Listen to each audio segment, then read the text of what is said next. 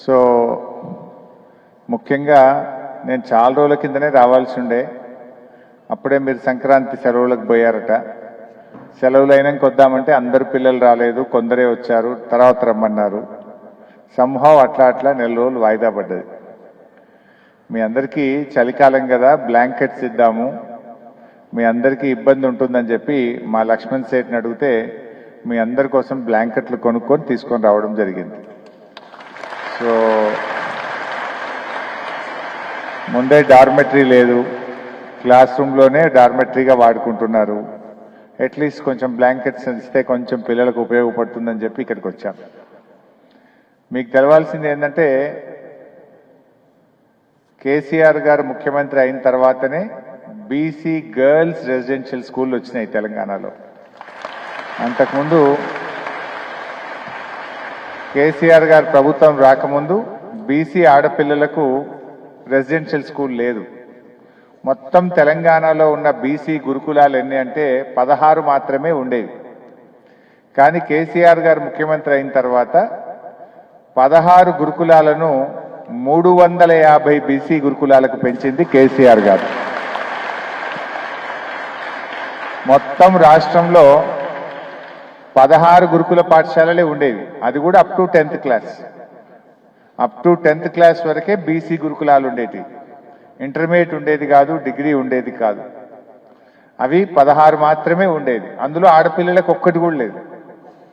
కేసీఆర్ గారు ముఖ్యమంత్రి అయిన తర్వాత 50%, 50% ఆడపిల్లలకు బీసీ గురుకులాలు ప్రారంభించింది కేసీఆర్ గారు. అంతేకాదు ఇంటర్మీడియట్ వరకు, డిగ్రీ వరకు కూడా ఈరోజు గురుకుల పాఠశాలలు బీసీ పిల్లలకు పెట్టింది మన కేసీఆర్ గారి ప్రభుత్వం. ఇప్పుడు అన్ని గురుకుల పాఠశాలల్ని అప్ టు ఇంటర్మీడియట్ వరకు మనం పెంచుకున్నాం. ఇప్పుడు ఇక్కడ చింతమడకలో కూడా ఎంపీసీ ఉంది, బైపీసీ ఉంది. ఇక్కడ కూడా ఇంటర్మీడియట్ ఉంది. అంటే పిల్లలు 10th కాగానే ఇంటికి పోతే కొంతమంది తల్లిదండ్రులు పెళ్లిళ్ళు చేస్తున్నారు, పిల్లల చదువు ఆగిపోతుంది అని చెప్పి కేసీఆర్ గారు ఇంటర్మీడియట్ వరకు చదివిద్దాం, అప్పటి వరకు అయితే కొంచెం పెద్దగా అయిపోతారు, సొంతగా ఆలోచించుకుంటారు, ఉన్నత చదువులు ఇంకా చేసుకోవడానికి వాళ్ళకు ధైర్యం, వాళ్ళకు ఒక కాన్ఫిడెన్స్ అనేటువంటిది డెవలప్ అవుతుందని చెప్పి కేసీఆర్ గారు రాష్ట్రంలో ఉండే అన్ని బీసీ గురుకులాలను ఇంటర్మీడియట్ వరకు కూడా పెంచడం జరిగింది. సో అట్లా బీసీ గురుకుల పాఠశాలల్లో రాష్ట్రంలో 350 ఉంటే మన సిద్దిపేట జిల్లాలో కూడా 10 బీసీ గురుకులాలు ఉన్నాయి. అందులో 6 ఆడపిల్లలకు ఉన్నాయి, 4 మగ పిల్లలకు ఉన్నాయి. 6లో 1 మన చింతమడక. ఇలా చింతమడక గొప్పతనం ఏంటంటే పర్మనెంట్ బిల్డింగ్ ఉన్న 2 గురుకులాల్లో చింతమడక గురుకులం ఒకటి. యాక్చువల్గా బీసీ ఆడపిల్లలు డిగ్రీ చదువుకోవాలంటే ఈ తెలంగాణలో ఇంతకుముందు ఒక్క డిగ్రీ కాలేజ్ లేదు, రెసిడెన్షియల్ డిగ్రీ కాలేజ్ ఒక్కటి కూడా ఉండేది కాదు. కానీ కేసీఆర్ గారు 35 బీసీ రెసిడెన్షియల్ డిగ్రీ కాలేజీలను తెలంగాణలో ప్రారంభించారు. 35 రెసిడెన్షియల్ డిగ్రీ కాలేజెస్. ఈ 35లో సగం గర్ల్స్కి పెట్టుకున్నాం, 50% ఫర్ గర్ల్స్. అంటే అట్లా పిల్లలు, మహిళల విద్య కోసం కేసీఆర్ గారి ప్రభుత్వం ఎంతగానో ఆలోచించింది. అవి గురుకుల పాఠశాలలైనా కాలేజీలైనా 50% ఆడపిల్లల కోసం ప్రారంభించింది కేసీఆర్, ఆనాటి కేసీఆర్ గారి ప్రభుత్వం. సో అట్లా మనం చక్కగా చేసుకున్నాం. ప్రత్యేకించి చింతమడక గ్రామం మరి తెలంగాణ తొలి ముఖ్యమంత్రి కేసీఆర్ గారి సొంత గ్రామం. సో కేసీఆర్ గారే ప్రత్యేకంగా ఈ బీసీ గురుకుల పాఠశాలను మన చింతమడకకు మంజూరు చేయడం జరిగింది. మీరందరూ చదువుకుంటున్నారు, ఇంటర్మీడియట్ వరకు ఈ కాలేజ్ రావడం జరిగింది. చాలా చాలా సంతోషం. మీరు అన్ని ఆల్రౌండర్స్ ఉన్నారు. I feel so happy. పిల్లలు స్పోర్ట్స్లో, ఎడ్యుకేషన్లో, అన్నింట్లో కూడా మన చింతమడక బీసీ గురుకుల పాఠశాల ముందంజలో ఉండడం నాకెంతో సంతోషాన్ని, ఆనందాన్ని కలిగించింది.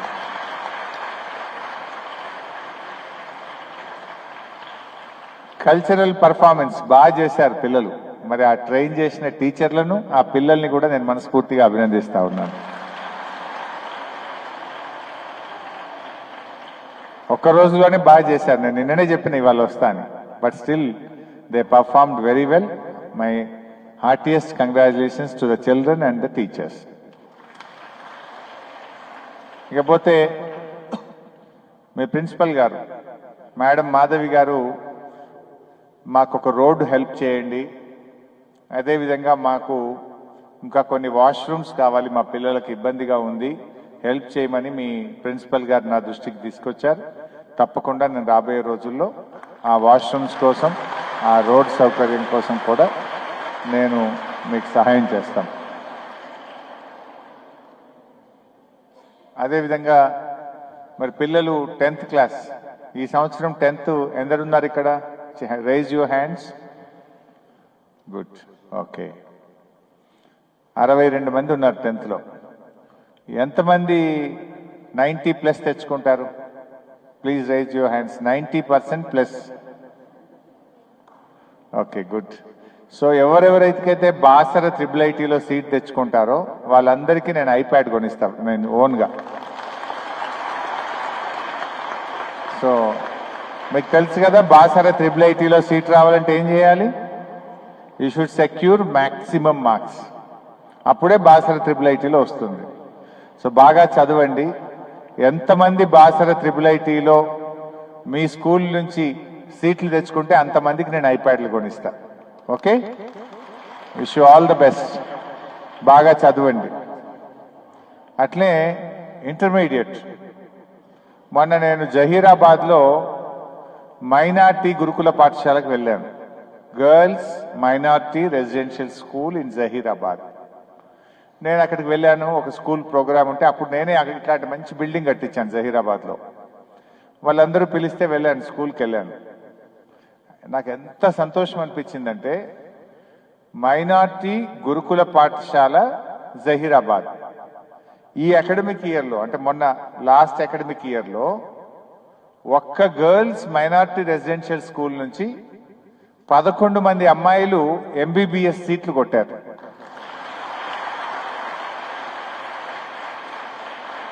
పదకొండు మందిలో ఇద్దరికి మన సిద్దిపేట మెడికల్ కాలేజీలో సీట్ వచ్చింది.